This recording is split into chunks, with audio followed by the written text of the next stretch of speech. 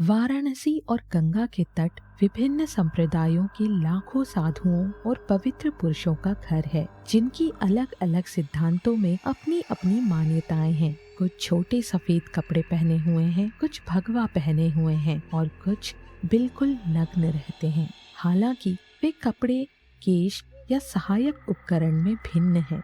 वे एक समान यात्रा साझा करते हैं, आध्यात्मिक ज्ञान की यात्रा। इन लाखों चेहरों के बीच साधुओं का एक संप्रदाय है जो सबसे अलग दिखता है। अपने नग्न शरीर पर राख मलकर वे गंगा के तट पर बैठते हैं और धैर्य पूर्वक उस चीज की प्रतीक्षा करते हैं जिसने कई वर्षों से लोगों को हैरान और यहाँ तक कि निराश भी किया है। एक ताजा लाश। हाँ, हम अघोरियों के बारे में बात कर रहे हैं, जो साधुओं का एक बेहद गलत समझा जाने वाला पंथ है, जो अन्य अजीब प्रथाओं के अलावा अपने नर भक्षण के लिए कुख्यात हैं। आभासी एकांत में सदियों बिताने के बाद आध्यात्मिक गोपनीय अघोरी संप्रदाय की मान्यताएं, प्रथाएं और सिद्धांत रहस्य में डूबे हुए हैं। वे अन्य साधुओं से मौलिक रूप से भिन्न हैं, क्योंकि वे मांस खाते हैं और शराब पीते हैं, और मानव मांस खाने की उनकी प्रथा ने उन्हें साधुओं की मुख्य धारा से अलग करने में योगदान दिया है। इसने उन्हें आम लोगों के बीच नफरत का पात्र भी बना दिया है। अघोरी भगवान शिव के भगवान भैरव अवतार के कट्टर उपासक हैं। यहाँ मुख्य सिद्धांत मोक्ष या पुनर्जन्म के चक्र से मुक्ति है। यह मुक्ति उस विचार को जन्म देती है जिसमें कहा गया है कि प्रत्येक मनुष्य शव है और उन्हें मानव और अन्य सांसारिक सुखों से खुद को अलग करके शिव का रूप धारण करने का प्रयास करना चाहिए। इसके बाद यह उन्हें सामाजिक स्तर से ऊपर उठकर प्रदूषण और गिरावट को अपनाने में सक्षम बनाता है। अद्वैत की प्राप्ति के लिए वर्जनाएं और उनके अनुष्ठान करना एक उदाहरण जो मोक्ष प्राप्त करने के लिए उनकी विरक्ति को दर्शाता है, वह उनके कपड़े या यूं कहें कि उनकी कमी। अधिकांश अघोरी नग्न होकर घूमते हैं, मनुष्यों को उनके वास्तविक रूप और माया या भ्रम की दुनिया से उनकी अलगाव का प्रतिनिधित्व करते हैं।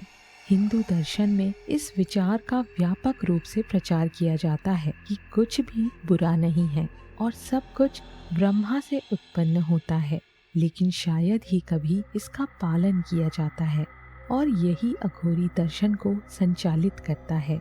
उनका मानना है कि इस ब्रह्मांड की प्रत्येक वस्तु, चाहे वह जीवित हो या मृत, ईश्वर की अभिव्यक्ति है और हर चीज ईश्वर की तरह ही शुद्ध है। इसलिए किसी भी चीज का त्याग करना ईश्वर को त्यागने के समान है, और यही कारण है कि अघोरी अपनी भूख मिटाने के लिए जो कुछ भी मिलता है उसे खा लेते हैं। यह चावल और मछली जैसे सामान्य खाद्य पदार्थ से लेकर सड़े हुए भोजन, जानवरों के मूत्र और यहाँ तक कि मल जैसे अखाद्य पदार्थ भी हो सकते हैं। यद्यपि उनका चरित्र मध्य युगीन कश्मीर के कपालिक साधुओं और काला मुखों से मिलता जुलता है। अघोरी अपनी उत्पत्ति बाबा कीनाराम से मानते हैं, जिनके बारे में कहा जाता है कि वे 150 साल पहले रहते थे।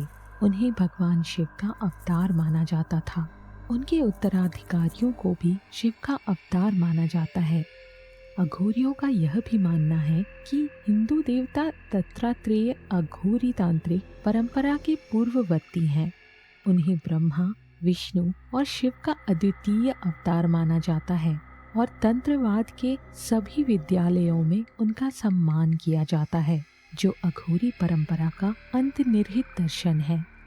अपनी कठोर मान्यताओं और रीति रिवाजों के कारण ऐसा कहा जाता है कि अघोरी साधुओं के पास रहस्यमय और जादुई शक्तियाँ होती हैं। हालांकि इस जानकारी की सटीकता की गारंटी नहीं दी जा सकती, लेकिन बड़ी संख्या में ऐसे लोग हैं जो अन्यथा मानते हैं। ऐसा कहा जाता है कि जैसे जैसे साधु मोक्ष की खोज में आगे बढ़ते हैं, वे कई सिद्धियां और ज्ञान प्राप्त करते हैं और धीरे धीरे अपने पर्यावरण पर नियंत्रण हासिल कर लेते हैं।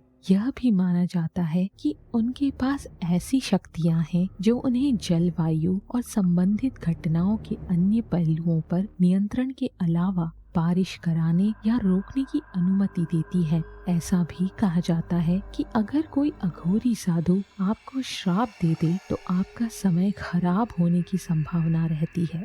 हालांकि वे शायद ही अपनी शक्तियों का उपयोग करने के लिए जाने जाते हैं, क्योंकि उनका मानना है कि प्रकृति या भाग्य के नियम के अनुसार ऐसी घटनाएं अपने आप घटित होनी चाहिए। वे इन शक्तियों की तलाश में जाते हैं क्योंकि वे जन्म के चक्र से परे जाना चाहते हैं। एक प्रमुख प्रथा जो वे इस खोज में अपनाते हैं वो है शव संस्कार।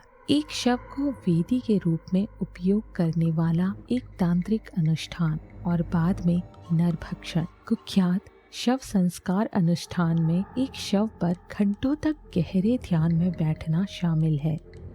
शव को वेदी के रूप में उपयोग करते हुए साधु देवी माँ शमशान तारा का आह्वान करने के लिए उसके ऊपर ध्यान करते हैं। तारा काली की तरह उन 10 देवियों में से एक है जो एक बार आह्वान करने पर साधक को अलौकिक शक्तियों का आशीर्वाद देती है। इस प्रक्रिया के बाद वास्तव में लाश को खा जाने का और भी अधिक दिमाग शून्य करने वाला कार्य आता है। हालांकि 2000 के दशक की शुरुआत के पहले यह अपेक्षाकृत अज्ञात था। अघोरियों के नरभक्षण को भारतीय और ब्रिटिश वृत्तचित्र फिल्म निर्माताओं द्वारा प्रलेखित किया गया था, जिससे लोगों को संभवतः दुनिया के सबसे अजीब अनुष्ठानों में से एक के बारे में पता चला। जबरदस्त धैर्य के साथ शूट की गई ये वृत्तचित्र अनुष्ठान के वास्तविक सार को दर्शाती है।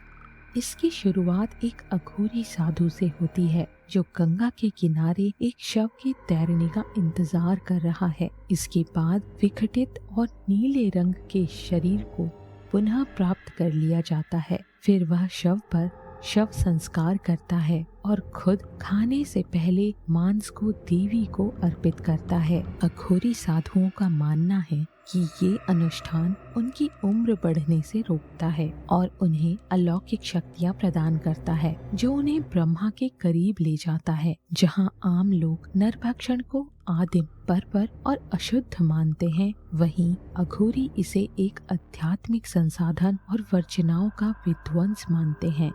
अघोरी दृष्टिकोण के अनुसार कुछ भी अपवित्र नहीं है और न ही भगवान से अलग है। वास्तव में वे इसे यह पता लगाने की एक वैज्ञानिक विधि के रूप में देखते हैं कि पदार्थ एक रूप से दूसरे रूप में कैसे परिवर्तित होता है। यहाँ तक कि अघोरियों के दर्शन के अलावा अन्य दर्शनों में भी यह माना जाता है कि नरभक्षण मनुष्य की मृत्यु पर नियंत्रण पाने की जन्मजात इच्छा का अनुष्ठान करता है। कुछ दर्शन यह भी सुझाव देते हैं कि यह मृत व्यक्ति के करिश्मा, लक्षण और उसकी आत्मा को प्राप्त करने का एक तरीका है। जो भी हो, मृत्यु की अवधारणा सदैव अलौकिकता से जुड़ी रही है। यह सिर्फ इतना है कि अघोरियों के पास इस सीमा को पार कर पूर्णता में पहुंचने का अपना तरीका है और इसके लिए उन्हें गलत समझा जाता है। नरभक्षण और ऐसे अन्य कृत्यों के अलावा अघोरियों की प्रथा का एक और पहलू है जिसके बारे में शायद ही कोई जानता हो, उनकी उपचार करने की शक्ति। स्टीफन किंग द्वारा द ग्रीन माइल में सुंदर विवरण से दर्शाया गया है, जिसमें अजीब शक्तियों वाला एक निर्दोष व्यक्ति शामिल है जिसे उस अपराध के लिए दोषी ठहराया गया है और मौत की सजा दी गई है। अघोरी कबीले और नायक के बीच की रेखाएं धुंधली हो गई हैं। नायक के पास दूसरे व्यक्ति के शरीर और आत्मा को शुद्ध करने की शक्ति है। ईश्वर द्वारा उसमें निहित शक्तियों के साथ वह वास्तव में अपनी आत्मा से अशुद्धियां निकाल सकता है और आपको दुख से ठीक कर सकता है, आपके सिस्टम से एक बीमारी को खत्म कर सकता है या यहाँ तक कि आपको वापस जीवन में ला सकता है। इस प्रक्रिया को पश्चिम में चमत्कारिक उपचार के नाम से जाना जाता है। इसी प्रकार इस तरह की शुद्धि का अभ्यास अघोरियों के अनुष्ठानों का एक स्तंभ है। उनके कई रोगियों ने वास्तव में कहा है कि अघोरी परिवर्तनकारी उपचार के रूप में रोगियों से प्रदूषण और स्वास्थ्य स्थानांतरित करने में सक्षम है। यह इस विश्वास के कारण संभव है कि अघोरियों का मन और शरीर श्रेष्ठ होता है। हमारे लिए अघोरियों के कार्यों और मान्यताओं की गलत व्याख्या करना स्वाभाविक है, क्योंकि हम में से बहुत कम लोग इसके पीछे के तर्क को जानते हैं। संक्षेप में, अघोरी हर चीज के प्रति उदासीन होते हैं। उन्हें अच्छे, आदर्श या बुरे के बीच अंतर करने की आवश्यकता नहीं है। जो चीजें हमें बर्बर या असभ्य लगती हैं, वे उनके लिए स्वाभाविक है। यही कारण है कि वे शराब पीते हैं, मानव मांस खाते हैं या अश्लील बातें करते हैं। हालांकि यह अफवाह है कि अघोरी अपने अनुष्ठानों के लिए मनुष्यों को मार देते हैं, लेकिन इस तथ्य का समर्थन करने के लिए कोई वास्तविक सबूत नहीं है। वे वास्तव में किसी को या किसी चीज को नुकसान पहुंचाने की कोई इच्छा नहीं रखते हैं, क्योंकि उनका मानना है कि इस ग्रह पर हर चीज भगवान शिव की अभिव्यक्ति है। हालांकि महाशक्तियां रखने का उनका दावा बहस के लिए खुला है। ऐसे उदाहरण भी हैं जहां यह वास्तव में सच साबित हुआ है।